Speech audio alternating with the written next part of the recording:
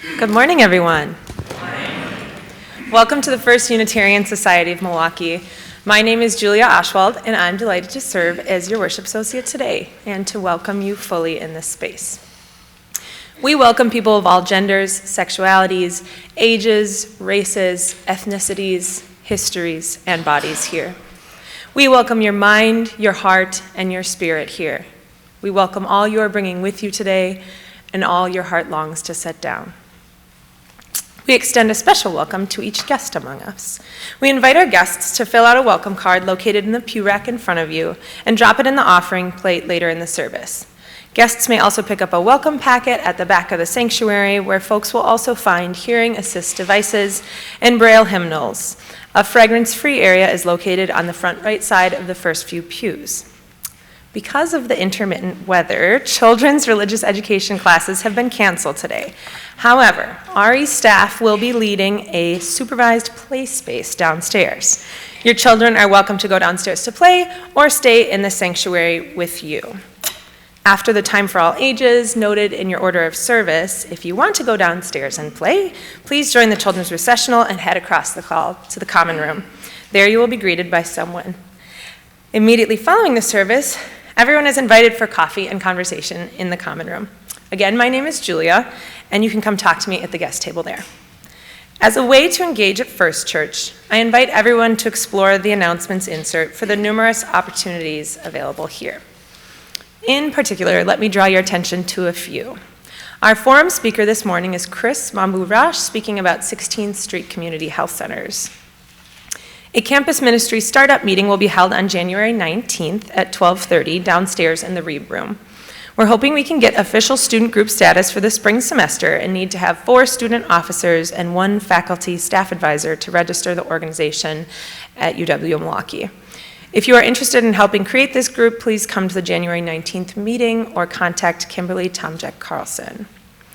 The Social Justice Council invites you to join us to UU the Vote with our first national online training today, January 12th at 3 p.m. in the Common Room. We will be working together to make the electoral engagement part of our justice work to #VoteLove and #DefeatHate. If you want to be part of this important new team at First Church, come plan with us at 3 p.m. today. Please find details on these and more events in the announcements insert. Finally, please silence any electronic devices for the remainder of the service.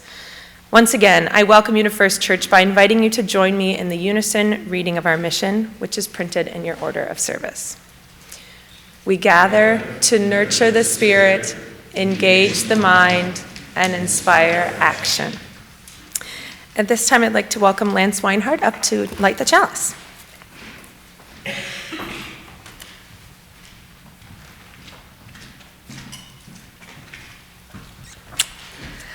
Our opening words this morning are called All of Who We Are, and they're by the Soul Matters team.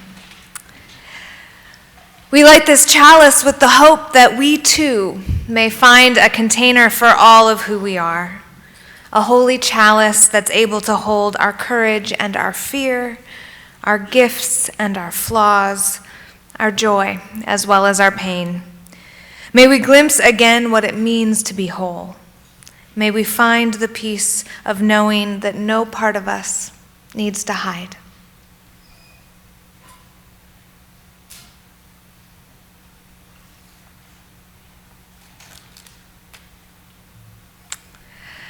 Will you please rise in either body or spirit and join us in singing?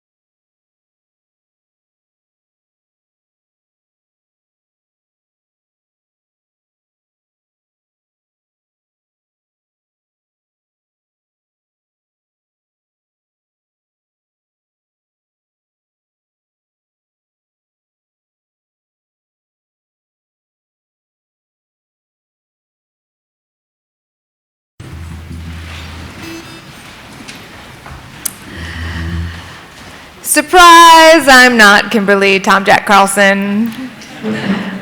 Kimberly lives in Kenosha, and so while she prepared this story for all ages, I will be reading it because she stayed at home to stay safe this morning. So our story for all ages this morning is Enemy Pie. It should have been the perfect summer. My dad helped me build a treehouse in our backyard. My sister was at camp, and I was on the best baseball team ever. It should have been the perfect summer, but it wasn't. It was fine until Jeremy Ross moved into the neighborhood. I did not like Jeremy Ross. He laughed at me and he struck me out in a baseball game. He had a party on his trampoline and I wasn't even invited. Jeremy Ross was the only person on my enemy list. I never even had an enemy list until he moved into the neighborhood. But as soon as he came along, I needed one. I hung it on my treehouse where Jeremy Ross was not allowed to go. Dad understood stuff like enemies. He told me that when he was my age, he had enemies too, but he had a way of getting rid of them. He pulled an old recipe off the kitchen shelf. Enemy pie, he said. Dad said that the recipe was secret, but he told me enemy pie is the fastest known way to get rid of enemies. What kinds of things would I put into a pie for an enemy? I brought Dad some weeds from the garden, but he shook his head. I brought him earthworms and rocks, but he didn't think that you needed those. I gave him the gum that I'd been chewing all day. He gave it right back to me. I went out to shoot baskets alone. I threw a boomerang that never came back. All the while, I listened to the sounds of my dad stirring and blending the ingredients of enemy pie.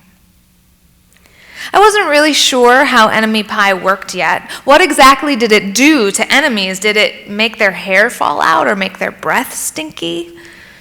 I asked my dad, but he wouldn't tell me anything. He just told me what my part of the job was. There is one part of enemy pie that I can't do, Dad said. In order for it to work, you will need to spend a day with your enemy. Even worse, you have to be nice to him. It's not easy, but it's the only way that enemy pie can work. Are you sure that you want to go through this? It sounded horrible and scary, but it was worth a try. All I had to do was spend one day with Jeremy Ross, and then he would be out of my hair for the rest of my life. So I rode my bike to his house, and I knocked on his door. He answered it and looked confused, waiting for me to say something. I was nervous. "Can you play?" I asked. "I'll go ask my mom," he said. He came back with his shoes in his hand. We rode bikes for a while, and we played on that trampoline. Jeremy's mom made us lunch, and after lunch we went to my house. It was strange, but I thought I was kind of having fun with my enemy. He almost seemed nice, but of course I couldn't tell my dad that since he had worked so hard to make enemy pie. Jeremy Ross knew how to throw a boomerang. He threw it and it came back to him. I threw it and it went over my house and into the backyard. We climbed the fence to find it, and the first thing Jeremy did was notice my tree house. "Can we go in?" he asked. But he was the top person, the only person on my enemy list, and enemies are not allowed in the treehouse. But he did teach me how to throw a boomerang, and he did have me over for lunch and let me play on his trampoline. He actually wasn't really a very good enemy.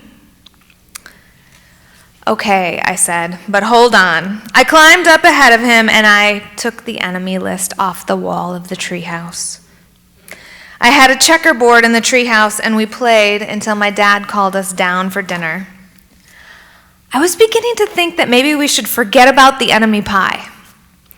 After dinner, Dad brought out the pie, and I watched him cut the slices and dish 3 plates up side by side with big pieces of pie. He passed one to me and one to Jeremy.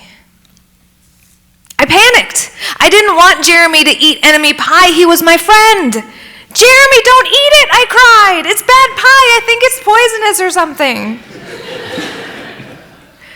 Jeremy's fork stopped before it reached his mouth. He crumpled his eyebrows up and he looked at me funny. I felt very relieved I had saved his life.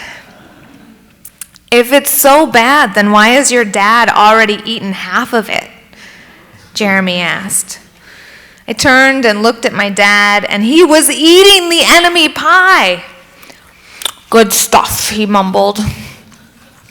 Dad was laughing. Jeremy was happily eating, and neither of them was losing any hair.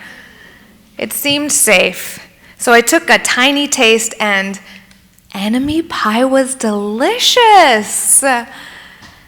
After dessert, Jeremy rode his bike home, but he invited me to play tomorrow.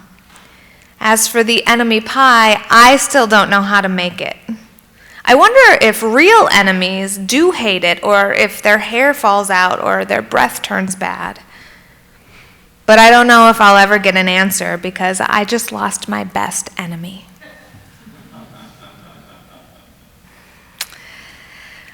So, we're going to have our children's recessional now, but as we said before, RE classes are canceled today due to the intermittent weather. So, folks who are here with children, you have a choice. You can go downstairs now after the recessional for some supervised play with Lillian and Mariah, or you can stay upstairs here in the sanctuary for the rest of the service. There are activity bags for children at the back of the sanctuary, so it's up to you all. Folks who are going downstairs, you can go ahead and sing verse 1 of the children's recessional, and then go across the hall to the common room where Lillian will greet you and lead you downstairs. Everyone else will continue to sing you on your way. Will you please rise in body or spirit for our children's recessional hymn?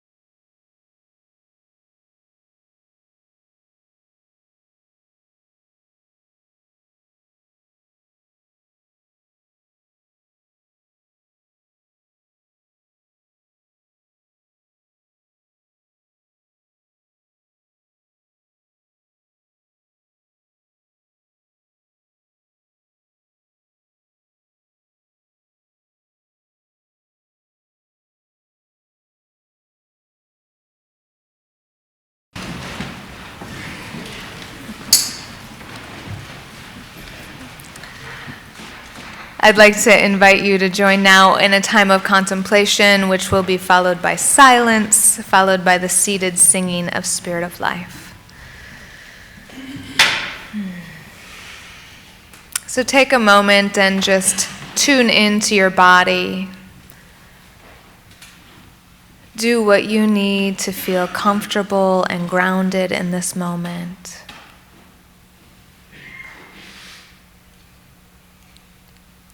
Maybe you feel your feet on the floor or your sit bones in the pews.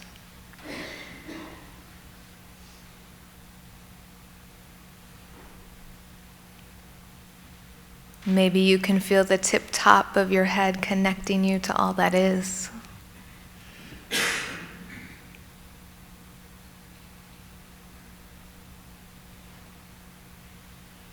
Maybe you let your breath bring you into being here and now.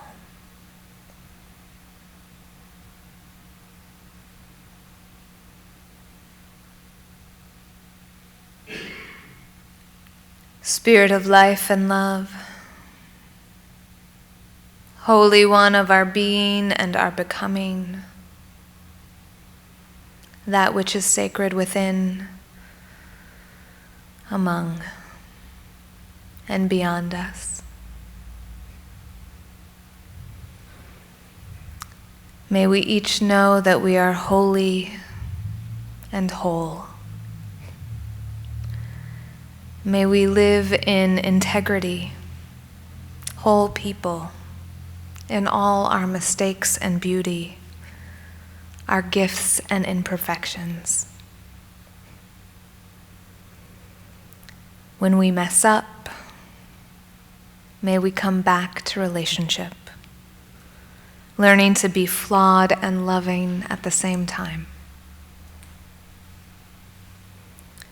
May we each commit to repair the harm that's inevitable in human life, attend to hurt, hear the cries of the distressed, own our portion of what is wrong.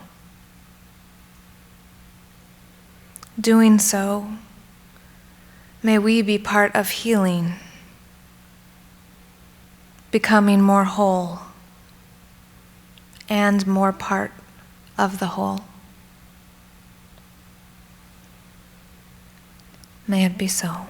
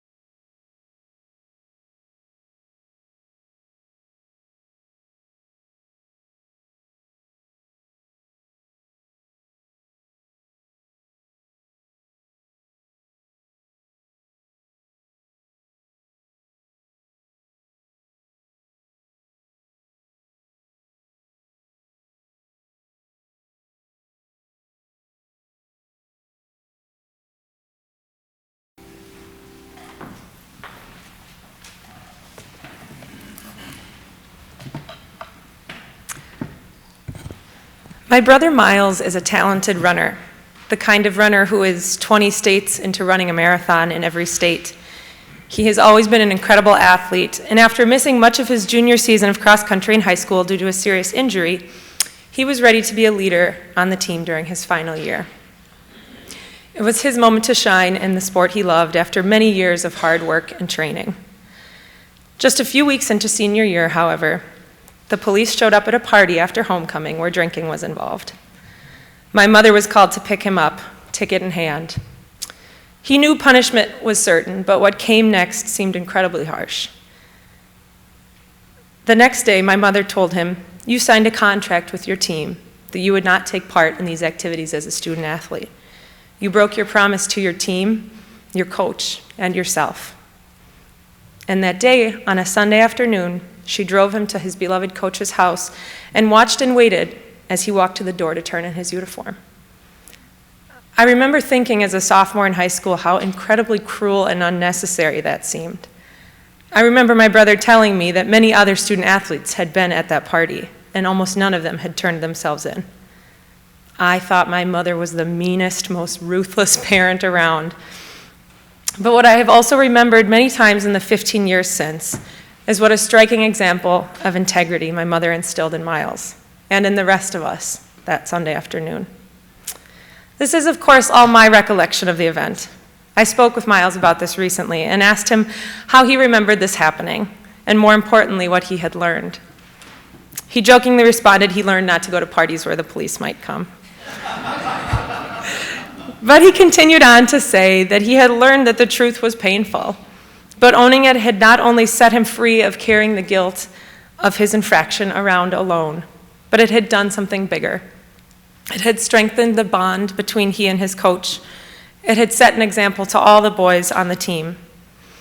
In fact, at the banquet at the end of the season, his coach had publicly commended him for his courage and integrity. But we don't always get an award for having integrity.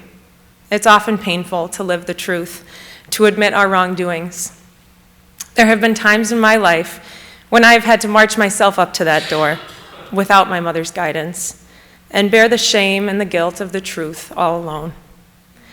And every single time I think of that Sunday and feel my family there with me as I take the first steps towards honesty and repair.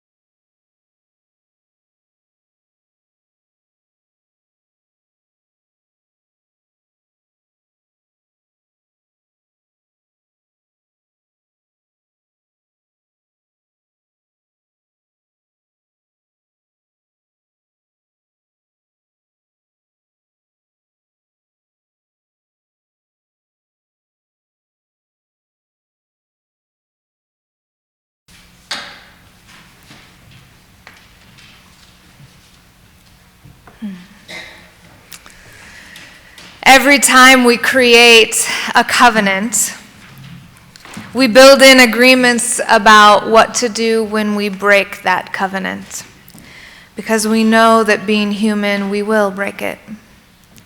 So we intentionally embed in covenant making the practices for coming back to that covenant.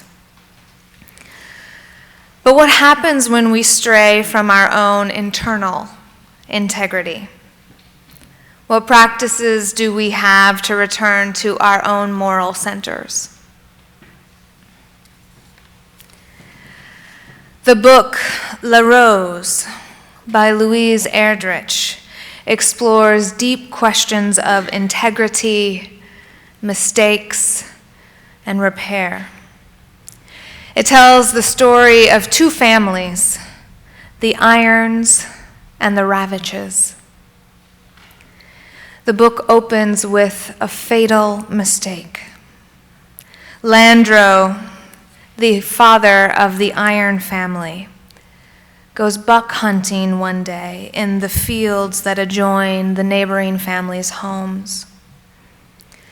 He's been tracking the buck all summer, and he finally has it in his sight.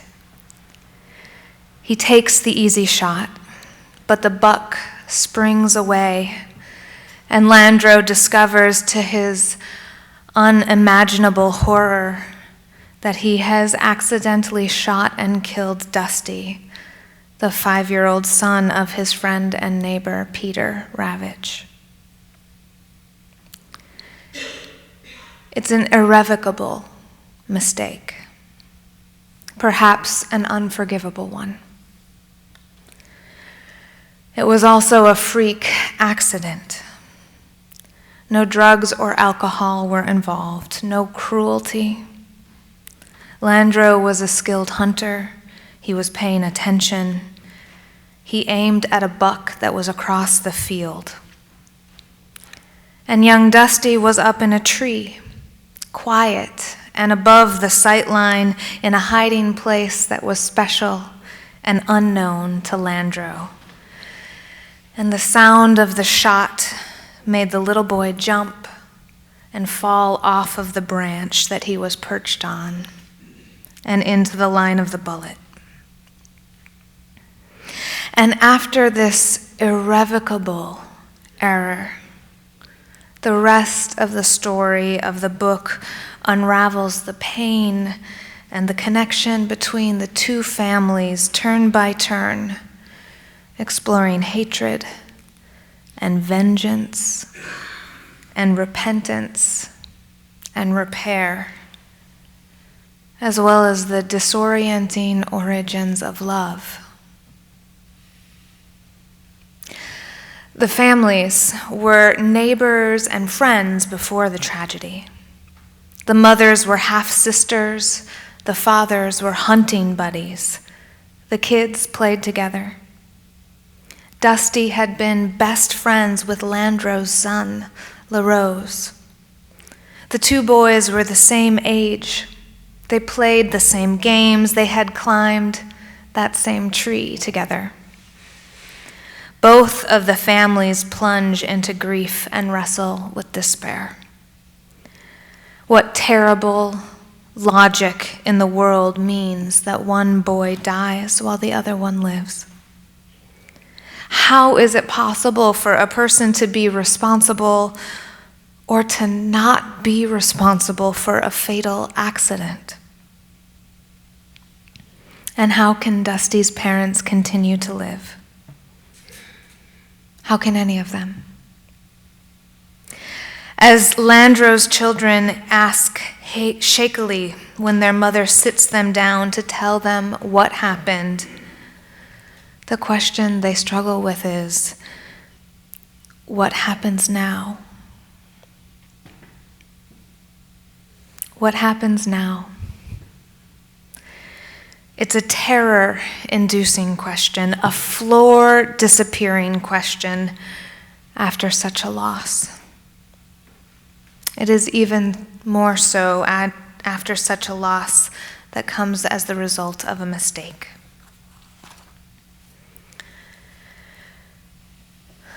As a religious community, the question, what happens now, is related to understanding what kind of mistake was made.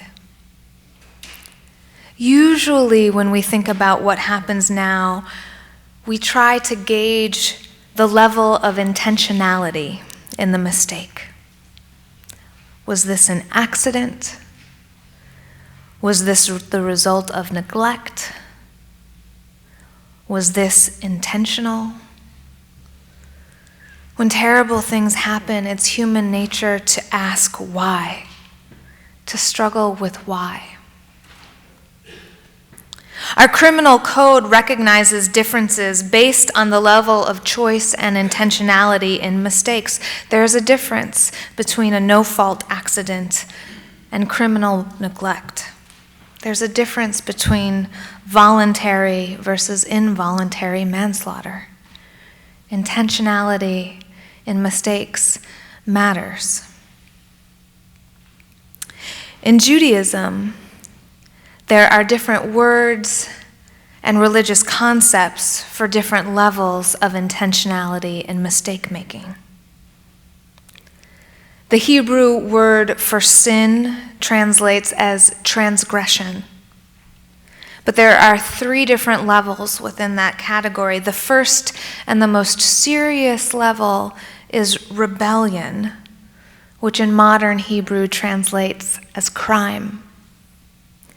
This means that the mistake was committed intentionally to cause harm. The second level in Judaism is iniquity. What that means is that the mistake was done knowingly, but it was not done intentionally to cause harm, but it was done out of some uncontrollable emotion. Think voluntary manslaughter.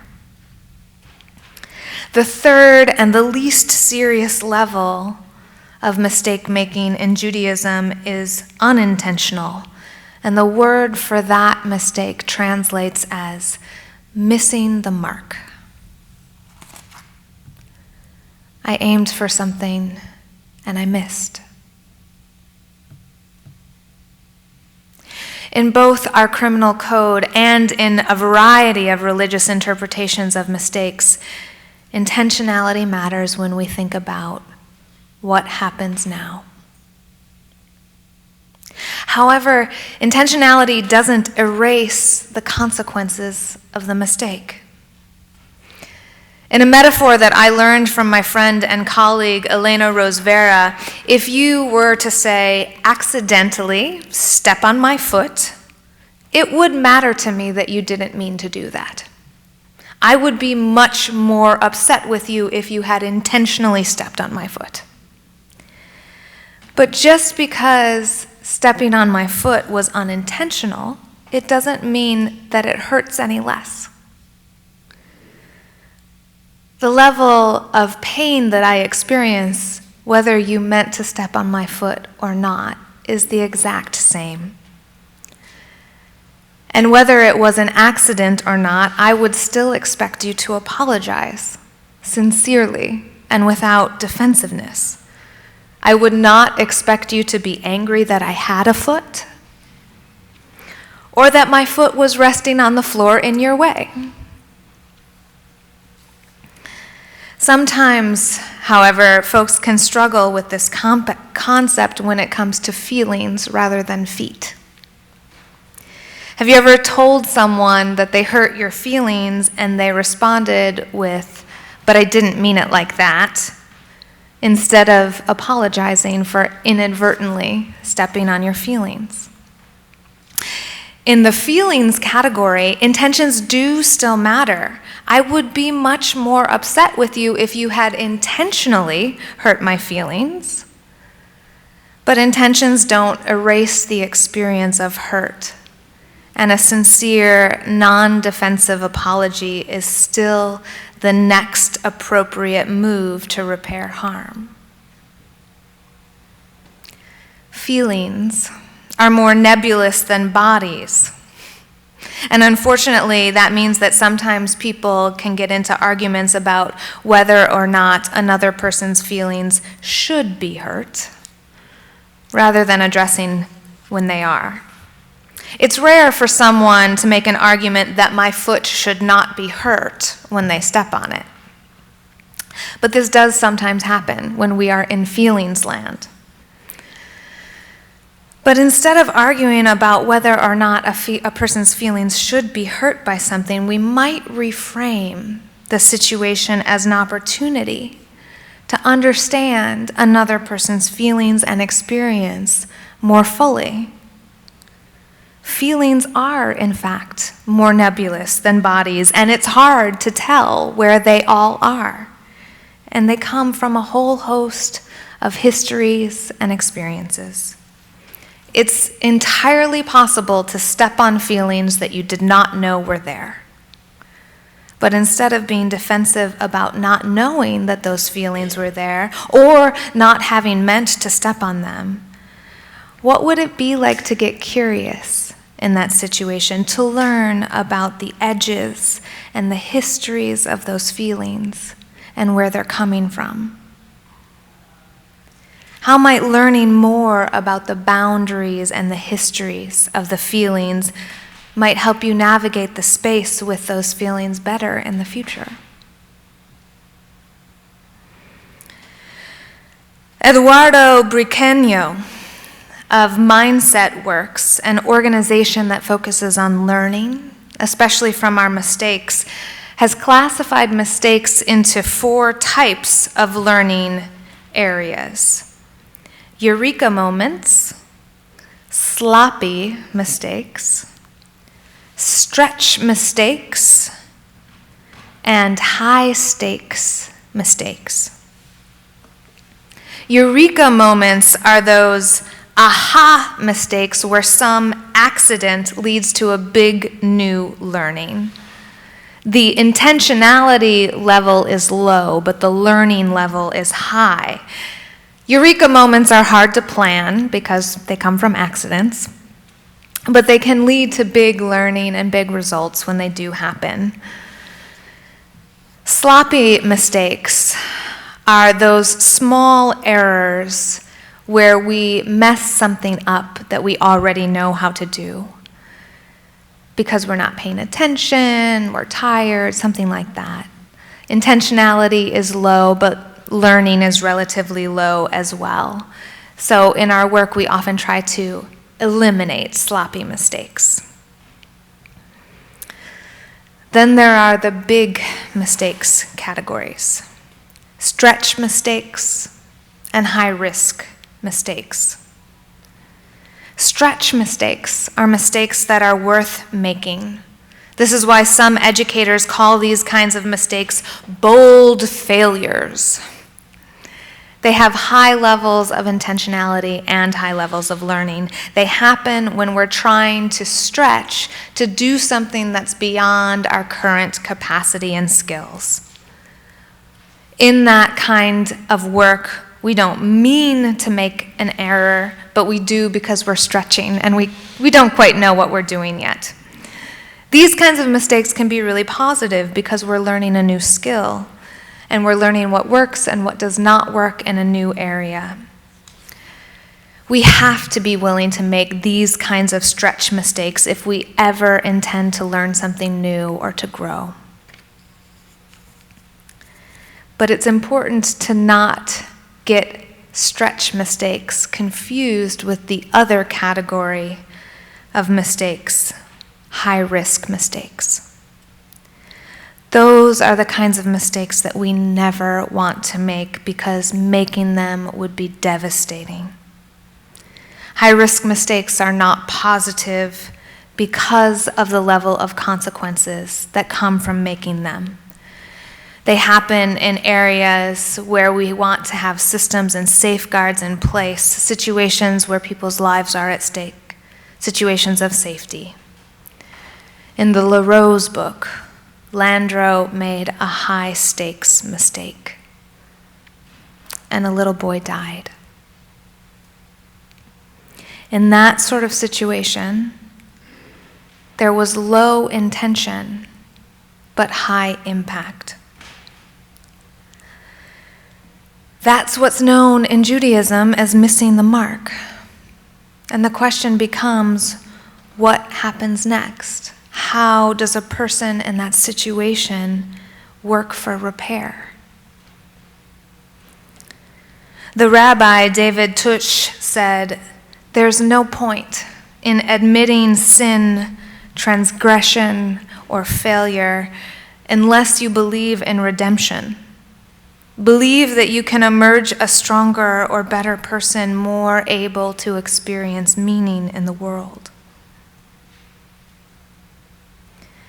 There are errors of omission as well as commission, errors of attention as well as intention. In the LaRose story, family members circle around these questions of how much blame to give Landro. Was he drunk or high? No. Was he inattentive? No. Was he hunting while sleepy? No.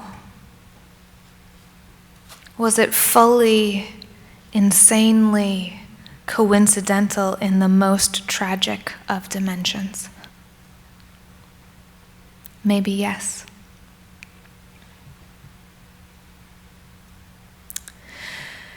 Unitarianism has its roots in Puritanism. That's our heritage. And that has baked a rigorous distinction between good and bad into our culture.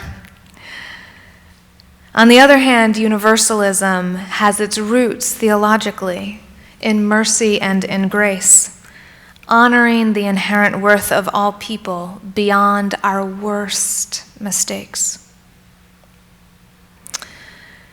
Our Unitarian theological heritage emphasizes belief in human goodness. One of the earliest Unitarian theological essays was entitled "Likeness to God," and it argued that the work of being human is to move more and more towards goodness and divinity. But that cultural pattern of Puritanism balances out our theological tradition. While our theological break with Puritanism insists that all humans are good, sometimes when someone makes a mistake, we have a cultural response that categorizes that person as aberrant and bad and separates them out. Luckily, our Universalist heritage counters that tendency. Universalism began from the theology of universal salvation, arguing that there are no finite human mistakes that could possibly be bigger than the infinite love and mercy of God. Therefore, Universalism argued that all human beings would be reunited with God ultimately. And many Universalists over the centuries have practiced that belief by participating in the divine becoming one here on earth through loving and accepting all human beings as they are here and now. And at times, that belief has led to a lack of accountability for people who have made mistakes that caused harm to others or the community or themselves. So how do we balance the various strains of our tradition? How do we combine the best of who we are, our Unitarian theology of human goodness and our Universalist theology of universal salvation, with a practice of reasonable accountability and repair? How can we persist in our beliefs in human goodness and universal salvation while simultaneously attending to harm and hurt and covenant and repair?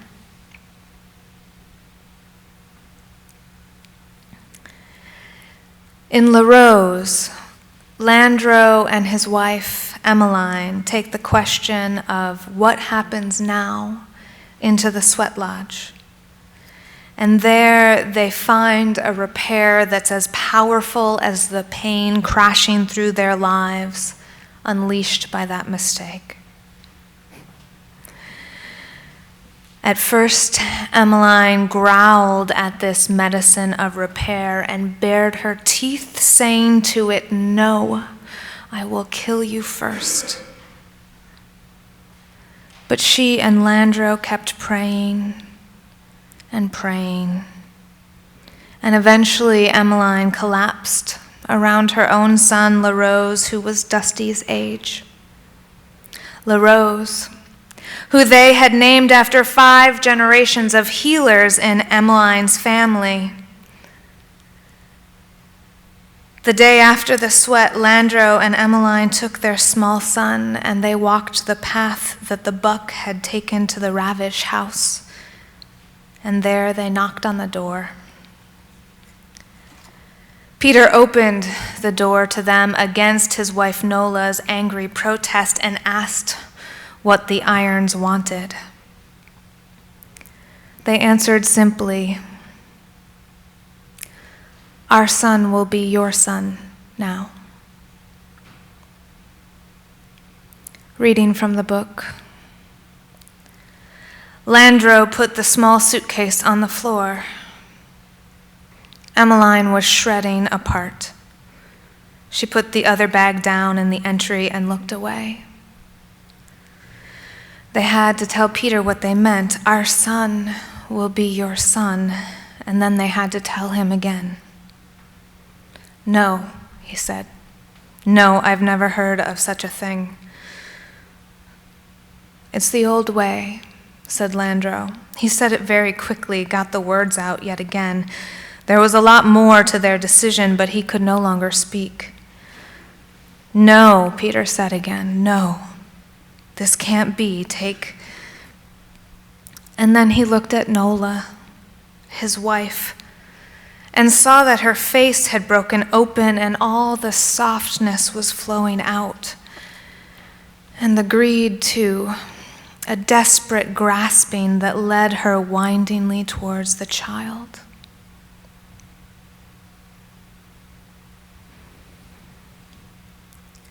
This is the repair that happened with LaRose.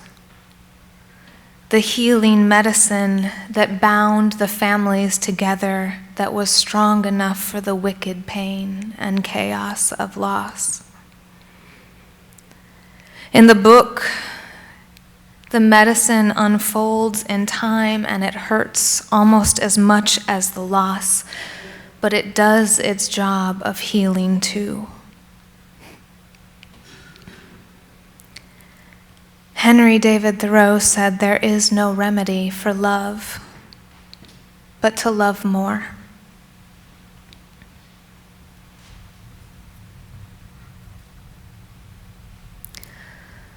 We all make mistakes.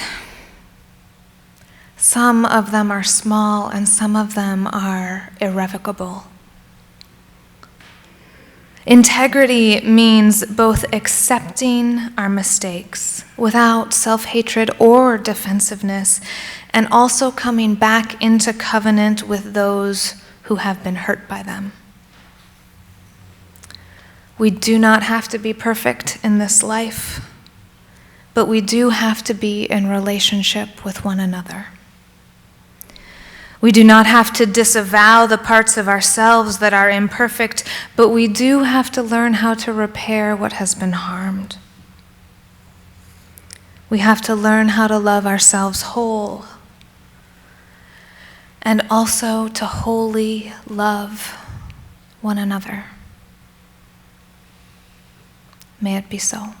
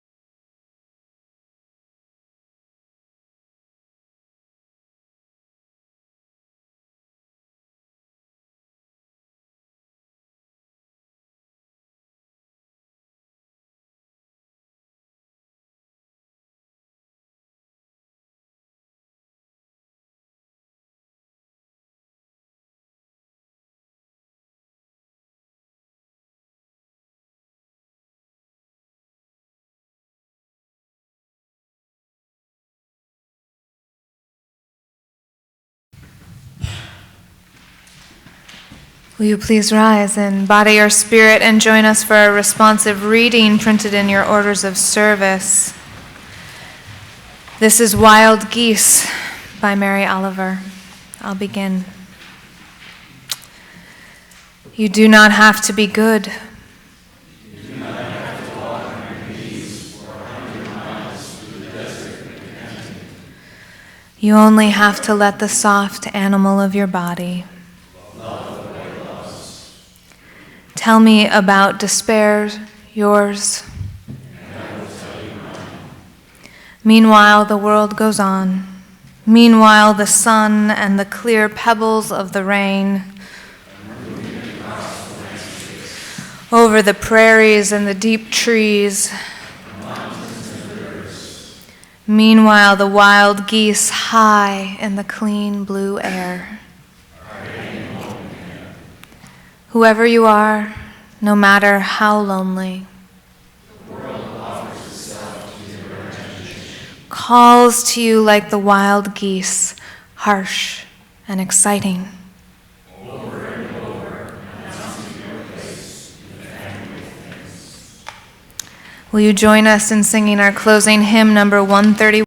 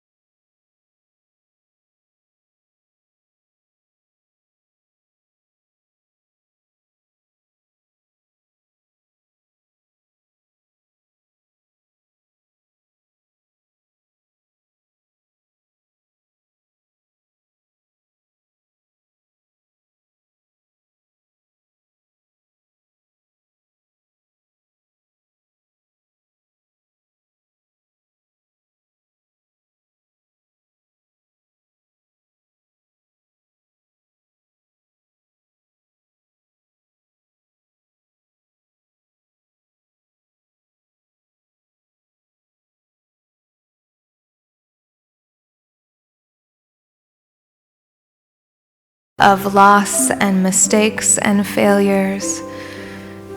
Trust your own heart. Let it lead you to repair. Let love guide you through the hard night. May it be so.